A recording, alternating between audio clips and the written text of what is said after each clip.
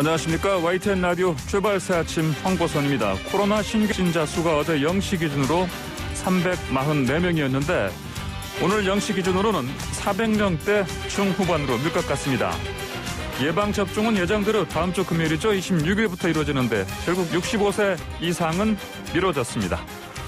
어제 새벽에 영면에 든 민주화운동의 큰 어른 백기환 선생을 추모하는 조문 행렬 이어지고 있습니다. 잠시 뒤 권영길 전 민주노동당 대표와 함께 백 선생의 삶을 뒤돌아보겠습니다.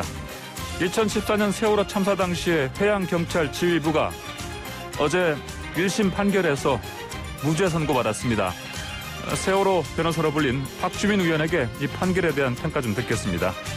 여당이 4차 재난지원금을 보편이 아닌 선별 방식으로 다음 달 말에 더 두텁게 지급한다는 계획을 세웠는데 왜 하필 그때냐? 선거용이다라는 비판 야당에서 제기합니다. 이 주제 중심으로 김남국, 박수영 의원이 열띤 토론 오늘 벌여보겠습니다. 어제 처음 열린 서울시장 선거 예비후보 간 첫 TV토론의 주인공 민주당 박영선 후보와도 잠시 뒤에 만나보겠습니다. 2021년 2월 16일 화요일 YTN 라디오 황보선의 출발새 아침 시작합니다. 네, 세월호 참사 당시에 구조 실패, 구조 의무를 제대로 하지 않은 혐의로 기소된 당시 해양경찰 지휘부가 어제 1심 판결에서 무죄 선고받았습니다. 물론 1심이라서 확정은 아니죠. 세월호 변호사라 불린 박주민 더불어민주당 의원 전화 연결해서 자세한 내용 좀 알아보겠습니다. 박 의원님 안녕하십니까? 예, 안녕하십니까? 예. 어제 1심 재판 무죄로 나왔는데 혹시 유죄로 예상하지 않으셨습니까? 무죄가 아니라? 실제로는 제가 아는 그 당시 이제 해경 지휘부의 여러 가지 태도 문제라든지 또는 그 당시에 여러 가지 그 행동에 있어서의 부족한 점 이런 부분을 감안했을 때는 저는 유죄가 나올 것이다. 다만 양형 형을 얼마 선고하느냐 이런 것이 문제가 될 것이다라고 생각을 했었습니다. 예. 특히 이제 지난달 그 결심 공판에서요 검찰이 이제 김석균 전 청장에게는 금고 5년 구형했습니다. 이제 이게 법이 정한 최고 형량이라고 하는데 이런 구형량 봤을 때도 유죄를 예상하는 게 더 맞지 않았나 이런 얘기들이 많았는데요. 예, 다 아시겠지만 세월호 참사 당시에 해경이 구조를 하는 과정에서 굉장히 어이없는 많은 국민들이 받아들이기에 어이없는 그런 모습들을 많이 보였지 않습니까? 그래서 심지어는 구조를 실패한 게 아니라 아예 구조를 방기한 것이다 이런 말까지 나왔을 정도였기 때문에 당연히 이제 그 당시 책임자였던 중앙구조본부의 장이었던 해경청장 등을 비롯한 많은 해경 간부들이 저는 그 책임을 영장히 질 것이다라고 생각을 했었죠. 그럼 재판부에서 이렇게 무죄를 선고한 이유에 대해서도 좀 납득이 가는 부분이 좀 있습니까? 보시기에? 아닙니다. 저는 이번 재판부 판결 많이 실망스럽고요. 중앙구조본부의 임무와 역할이 법에 따르면은 순환 구조 업무를 총괄하고 조정하는 것이고요. 매뉴얼에 따르면 구체적으로 사고 현장 상황을 구체적으로 파악한다든지 구조계획 수립한다든지 이런 역할들이거든요. 그런데 이제 이 각 구조 세력들이 현장에 도착하기 전에 이제 현장 상황을 파악하는 과정에서 굉장히 다양한 통신 수단과 방법을 가지고 있었어요. 그런데 구조 세력들이 하나나 두 개의 수단만 사용해보고 다른 어떤 추가적인 노력들을 안 했죠.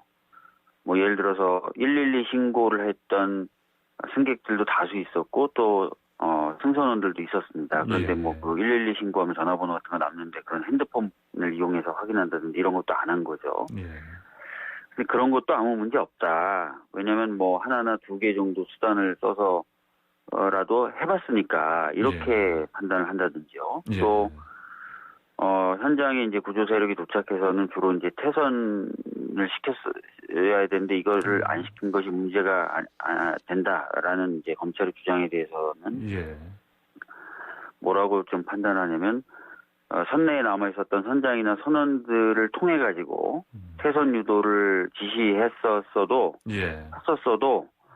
선장이나 선원은 거기에 불응하거나 거짓말을 했을 가능성이 있다. 이렇게 판단하면서 문제가 없다라고 하는 거예요. 예. 근데 다 아시겠지만 이미 그 전에 세월호 선장 등이 해경 등에게 계속 물어봅니다. 이게 퇴선시켜야 됩니까?라고. 예. 그런 사실조차도 제대로 반영이 됐나 이런 아쉬움이 있죠. 예. 네. 그 김 전 청장 등 지휘부가 당시 상황을 충분히 인지할 수 없었을 것이다. 뭐 이런 맥락의 판단도 내렸습니다 보니까. 굉장히 수동적인 거죠. 그렇게 재판부가 판단한 것은 굉장히 수동적으로 중앙구조본부의 역할을 규정하는 거예요. 그러니까 당시 이제 현장에 도착했던 구조 세력들의 TRS 교신에 이런 거 그냥 가만히 듣고 있거나 이러고 나서 판단하라는 거지 않습니까? 그런데 아까 제가 말씀드렸던 것처럼 당시 순환구호법에 따르면은 그 현장에서의 구호 업무나 이런 것들을 총괄하고 조정해야 돼요. 그래서 제대로 안 되면 직접 물어도 보고 능동적으로 좀 움직였어야 되는 거죠. 근데 그렇게 봤을 때 그냥 현장에서 진행되고 있던 TRS 교신에 이런 내용을 듣고 판단을 그렇게 했을 수도 있다. 이렇게 얘기하는 거는 굉장히 수동적으로 가만히 있는 것이 맞다. 라는 것밖에 안 된다고 저는 생각합니다. 또 이 점도 좀 나왔습니다. 그 세월의 침몰 속도가 이례적으로 빨랐다. 그래서 뭐 수동 대응이 힘들었을 것이다. 이런 또 재판부가 또 판단을 내렸습니다. 이건 또 어떻게 보십니까? 세월호 침몰 속도가 다른 사례들 유사한 그 구조의 선박들의 침몰보다는 빨랐다. 뭐 이런 연구 결과라든지 이런 조사 결과는 있죠. 그러나 이제 세월호가 기울었다. 아까 말씀드렸던 것처럼 선장이 퇴선을 시켜야 되느냐 이렇게 물었을 당시부터 치면은 구조할 시간이 과연 없었느냐, 퇴선을 유도할 시간이 없었느냐 그런 건 아니라는 거죠. 그리고 그 당시에 그 현장에 나와 있었던 어민들 이야기로도 승객들이 굉장히 많이 탔다는데 실제로 바다 위에 떠 있거나 배 밖으로 나와 있던 사람이 없었다는 거예요. 자기네들 눈으로 보기에도. 그럼 대다수가 배 안에 있을 건데 이거 어떡하지? 이런 걸 어민들도 파악을 했었다는 겁니다. 그러니까 굉장히 좀 답답한 그 당시 상황이었는데 그런 것들 제대로 법원이 좀 헤아리지 못한 것 아닌가 이런 아쉬움이 있습니다.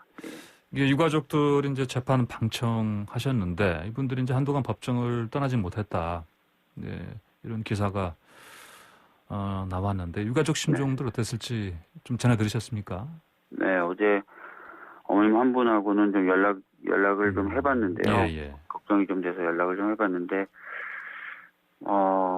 숨을 쉬기가 참 어렵다. 왜 이렇게 답답한지 모르겠다라는 말씀하셨고요. 또 이제 유경근 집행위원장 같은 경우에는 끝나고 이제 기자회견하면서 그런 말씀도 하셨죠. 이번 판결은 국가를 예전으로 돌려놓는 판결이다. 이게 무슨 얘기냐면 사실 세월호 참사 이후에 국민의 생명과 안전을 위해서 국가가 보다 많은 책임을 지고 보다 많은 역할을 해야 된다. 이런 얘기들을 계속 해왔고 실제로 좀 그렇게 국가가 변해오지 않았습니까? 그런데 이제 이번 판결이 아까 말씀드렸던 것처럼 일반 국민들이 납득하기 어려울 정도의 어떤 행위만 해도 국가가 임무를 다했다라고 판단해준 판결이기 때문에 과거로 좀 돌려놓는 판결이 아닌가 이런 생각이 듭니다. 자, 유가족들이 이런 얘기도 했습니다. 이 판결이 박근혜 정부가 아닌 문재인 정부에서 나온 결과다. 이렇게 비통했습니다. 이 부분 관련해서는 또 여당 의원에서도 또 좀 안타까운 부분이 있지 않습니까? 네, 뭐 진작 제가 좀 문제 제기를 한 바가 있습니다. 그 특별수사단이 과연 수사 의지가 있느냐라는 부분에 대해서 제가 좀 지적을 했었거든요. 수사가 좀 더 철저히 좀 이루어지고 공소 유지는 이런 부분도 좀 더 잘 됐었으면 결과는 어땠을까.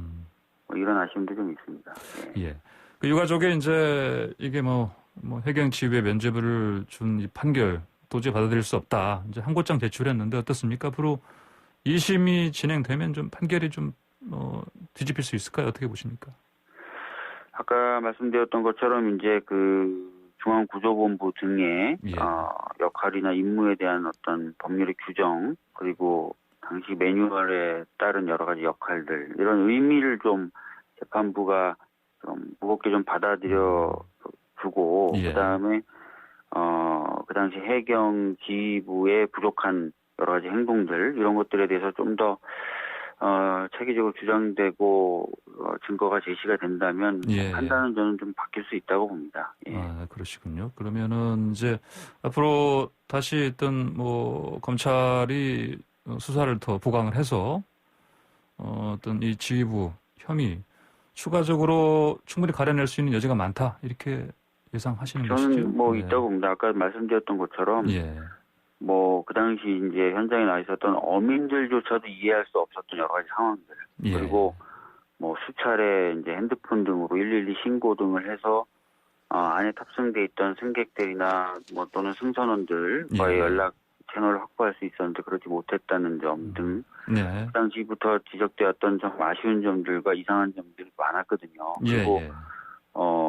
승객을 구조한 게 아니라 승선원부터 구조하고 구조한 승선원에게 특별히 배안의 사정에 대해서 물어보지 않았다는 점들이나 이런 것들에 전부 포함해서 이 중앙구조본부가 과연 제대로 당시 상황을 조정하고 총괄했는지에 대한 의문이 계속 있기 때문에 예. 예. 이런 부분이 좀 밝혀진다면 항소심에서는 결과가 달라질 수 있다고 생각합니다. 예, 알겠습니다. 마지막으로 지금 사회적 참사 TF 쪽 위원장이시도 하시니까요. 앞으로 또 이런 추가적으로 이제 유가족들이 이제 항고를 통해서 어떤 다른 재판 결과를 얻기 위한 이 노력에 좀 같이 어떤 도와주실 그런 부분이 있습니까? 네, 뭐 당장 이제 회의부터 좀 소집을 해서 검토도 해야 될 것 같고요. 예. 추후에 이제 적극적으로 대응을 좀 해 나가야 될 것 같습니다. 예, 알겠습니다. 오늘 말씀 잘 들었습니다. 감사합니다. 네. 네, 지금까지 박주민 더불어민주당 의원 얘기 들어봤습니다. 네, 황보선의 출발자 아침 잠시 뒤 2부로 돌아오겠습니다. 네, 쉽고 유용한 정보들만 골라 들려주는 경제 이야기 시간입니다. 미국 국제무역위원회 ITC가 LG 에너지솔루션과 SK이노베이션의 배터리 영업비밀 침해 소송에서 사실상 LG의 손을 들어줬습니다.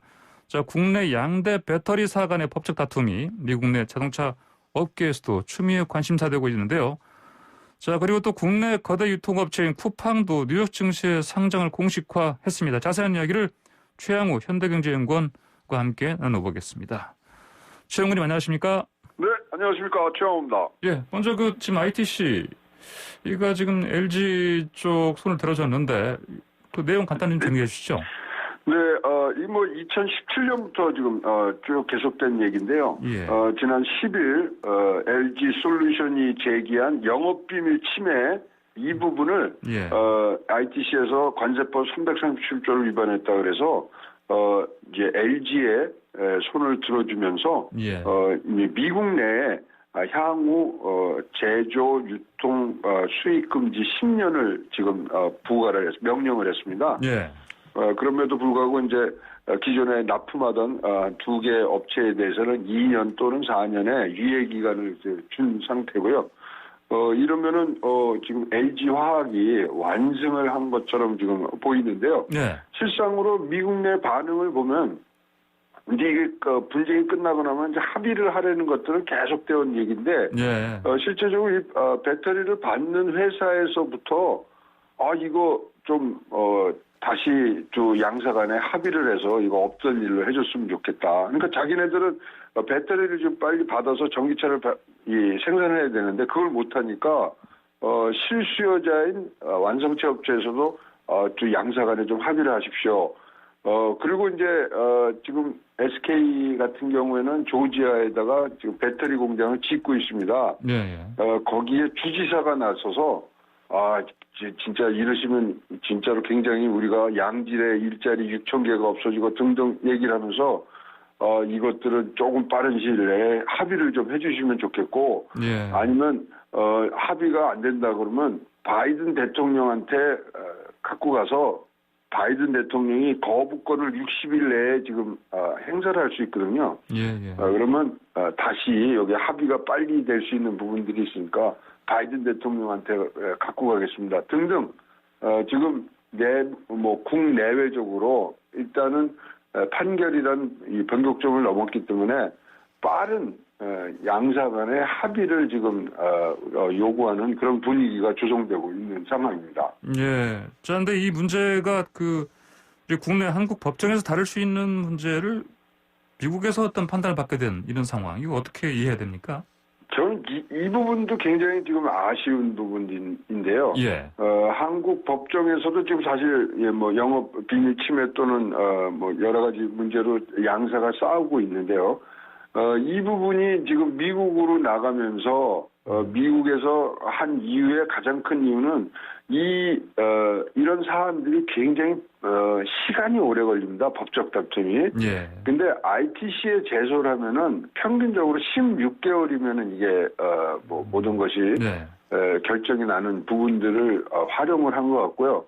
특히 지금 우리가 이렇게 되면 미국 내에 배터리 시장이 저희가 보기에는 2025년 되면은 200조 이상의 시장으로 커질 거라고 생각하는데 예.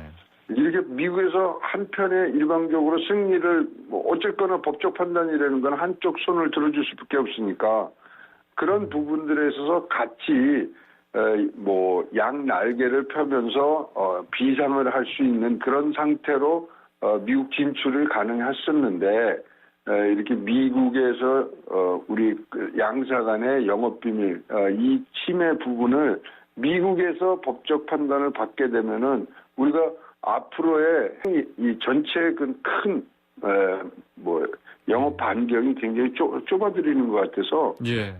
지금 사법적으로 빠르게 뭐 지금 판단을 받은 부분들에 대해서는 환영을 하고 있습니다만은 예. 이것에 걸맞는 빠른 양사 간의 합의가 필요하지 않냐 이렇게 보여집니다. 예, 이게 패소에 따른 피해액도 좀 어마어마하죠? 얼마나 되죠? 지금 이제 합의금이 예. 뭐 양사 간의 합의금 이제 그 규모 자체가 지금 뭐 굉장히 좀 차이가 나고 있습니다. 근데 예. 많게는 합의금 한 5조 정도도 지금 네. 얘기가 나오고 있고요. 예. 그다음에 조지아주에 이제 투자한 부분들이 이제 분명히 또 이제 함몰 비용으로 가 있습니다만 그 부분. 예. 그다음에 사실 이게 촉발된 게 2019년도에 SK와 폭스바겐 미국 공장에 대한 배터리 공급이거든요. 근데 그때 우리가 추적 물량이 59조였거든요. 예. 그러니까 거의 SK도 한 70조 정도의 지금 피해를 입을 수 있는 개연성이 있고요. 예. 지금 SK가 연 매출이 한 2조 정도 되거든요. 네. 근데 그것을 지금 뭐 훨씬 뛰어넘는 부분들이 있어서 과연 이제 어느 정도의 지금 적당한 선을 갖고 가느냐인데 지금 양쪽에서는 뭐 서로들 입장이 있습니다만은 LG 화학에서는 지금까지 협상을 갔는데 영업비밀 침해 인정이 먼저 우선적으로 돼야 되는데 그거를 안 하고 있으니 네. 이렇게 지금 협상이 잘 안 된다. 빨리 이걸 인정을 해라. 근데 마침 이제 판결이 나왔기 때문에 이제 그 부분에 대해서는 문제가 좀 가벼워진 것 같고요. 그다음에 너무 과도한 SK의 지금 연매출 2조인데 예. 그거를 뛰어넘는 지금 합의금 이걸 어떻게 우리가 마련하느냐 이거 좀 어렵다. 그래서 사실상 국무총리도 지금 빨리 합의를 해야 된다는 얘기들을 했기 때문에 예. 양사 간에 이제 분명히 뭐 어떤 자리가 만들어지는데 제 의견은 예. 지금 이제 최태원 회장이 대한상의 이제 의장이 됐지 않습니까? 그렇다면 또 우리나라 재계를 이끌고 가는 큰 어떤 뭐 거대 기둥이 될 예. 부분이 있는데 그런 부분들을 이제 우리가 감안을 했을 때 뭐 회장 간에 이제 진짜로 담판이 아니라 담판이라 그럴 수밖에 없죠. 담판인데 두 분 간의 어떤 극적인 타결 이런 부분이 가장 쉬운 또 그리고 가장 빠른 합의 과정이 되지 않겠냐 이렇게 보여집니다. 예, 알겠습니다. 좀 시간이 얼마 안 남아서요. 네. 그 쿠팡 뉴욕 증시 상장 있지 않습니까? 네네. 이거에 따른 뭐랄까요, 어떤 그 한국 유통업계에 뭐 새로운 어떤 바람을 이렇게 불러올 수 있겠습니까? 좀 간단하게 좀 짚어주시죠. 예, 이건 뭐 굉장히 큰 바람이 될 것 같습니다. 지금 쿠팡이 사실 이렇게 유통업만 하는 게 아니라 거의 사실 전체 걸려져 있는 유통, 여행, 그다음에 음료, 음식 배달, 뭐 시장 이런 것들을 다 석권하는 부분들로 가는데요. 무슨 모델이냐면 지금 아마존이 하고 있는 부분들로 이 전체를 커집니다. 그렇다면 여기에는 방송, 그다음에 라이브 커머스까지 쭉 가고 있기 때문에 네네. 그런 것들에 대해서 지금 많은 투자를 받기 위해서 미국에서 상장하는 걸로 알고 있습니다. 예, 그래요. 예, 알겠습니다. 오늘 말씀 여기까지 듣겠습니다. 감사합니다. 네, 감사합니다. 네, 지금까지 최양호 현대경제연구원 고문이었습니다. 새벽에 민주화 운동의 큰 별이 졌다는 소식 전해졌습니다. 백계환 통일문제연구소장 투병 끝에 어제 타계하셨는데, 자, 고인과 함께 살아생전 민주화 운동을 함께 해온 분이죠. 권영길 전 민주노동당 대표 전화 연결해서 고인에 대한 얘기 나눠보겠습니다. 안녕하십니까? 네, 안녕하십니까? 예. 자, 민주화 운동 오랜 세월 함께 해오신 동지를 떠나보내시는 마음 어떠신지 일단 좀 여쭤봐야겠습니다. 백 선생님을 떠나가시는 슬픔이 이루 말할 수 없죠. 예. 근데 그와 함께, 네, 강하게 이렇게 떠오르는 것이, 예. 이제 길거리로 쫓겨나서 생존권 투쟁하고 있는 이 해고 노동자들은, 예. 누구에게 기댈 것인가, 하는 그런, 걱정이 먼저 앞섭니다. 예. 지금 특히 요즘 코로나19 사태로, 많은 노동자들이 해고되고 있지 않습니까? 예. 이럴 때 바로 백 선생님이 계셔야 하거든요. 예. 예. 백 선생님이 계시다는 것, 그 하나만으로도 노동자들이 이겨내는 힘이 되고 있습니다. 예. 그런데, 그런 이 노동자, 농민, 힘없는 사람들의 버팀목인, 백현 선생님이 가시니까, 이걸 어떻게 하나 하는 슬픔과 걱정이 태산같이 밀려오네요. 예. 저 백교환 선생님께서 투병 기간에도요. 권영길 전 대표께서 좀 만나보셨지요? 사실 백기현 선생님이 이제 그 여러 차례 그 고비를 넘겼었습니다. 예. 이 지금 이제 폐렴으로 인한 투병 기간만도 거의 2년이 다 돼가거든요. 예. 그리고 이게 워낙 위중해서 의사가 모든 특히 가족을 잠깐 찾아뵙는 것 외에는 면회 정지를 시킨 상태였어요. 예. 그런데 이 백현 선생님이 정말로 이 초인적인 힘으로 그걸 견뎌내신 것이죠. 그래서 저희가 이제 볼 때는 저희 본 거는 투쟁 현장에서 오히려 보습니다. 김용준 우리 노동자가 참혹한 죽음을 당하지 않았습니까? 예. 그때 그 이후에 중대재해기업처벌법을 제정해야 된다는 목소리가 나오고 안 되고 그랬을 때, 백현 선생님이 정말 혼신의 힘을 다해가지고 못 나오시는데 청와대 앞에서 기자회견을 한 게 있어요. 예. 그게 백현 선생님이 길거리에서 대중들에게 모습을 바로 보여준 마지막이었습니다. 그리고는 얼마 안 있어 바로 병상에 그냥 누워서 가지고 지금까지 고생을 하셨죠. 예. 자, 고인과의 인연을 좀 여쭙고 싶습니다. 어제 저희가요, 홍세화 선생님께 연락드렸는데, 백기환 선생님을 가장 잘 아시는 분은 권영길 대표님이다. 이런 말씀 하시더라고요. 아, 그래요? 예. 두 분은 언제 처음 만나셔서 이렇게 인연을 맺게 되셨습니까? 사실 제가 백현 선생님 전함을 들은 거는 오래되죠. 예. 백현 선생님이 젊은 시절부터 강원도에 가서 농민운동, 녹화사업 운동도 하고 그랬었거든요. 예. 그 부분을 잘 이제 모르시는 분이 많은데, 젊은 날에 붙어서 그런 운동을 하셨습니다. 예. 그 이후에 이제 반독재 민주투쟁을 장준하 선생님과 함께 이렇게 하시고 그렇게 했었죠. 그런데 이제 백현 선생님께는 88년 민주노조 운동을 하면서 본격적으로 이렇게 만나게 되고 백 선생님의 말씀을 듣고 그렇게 했었죠. 예. 백현 선생님이 이제 87년, 92년 민중 후보로 대선에 출마하지 않았습니까? 예. 저는 이제 97년, 2002년, 2007년에 진보 후보로 출마를 하게 되었던 것이고요. 예.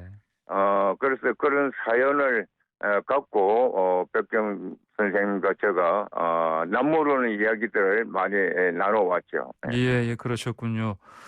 자, 아까 말씀하신 것처럼 투병 중에도 진짜 초인적인 그런 모습을 보이셨고, 그리고 그 또 투병 중에도 아프신 가운데에도 이제 현장에 나와서 그 목소리를 좀 보태셨고 그러셨는데, 자, 그동안에 말씀하신 것처럼 뭐 농민, 빈민, 녹화운동 매진하신 분 아닙니까? 백기원 선생님께서. 네네.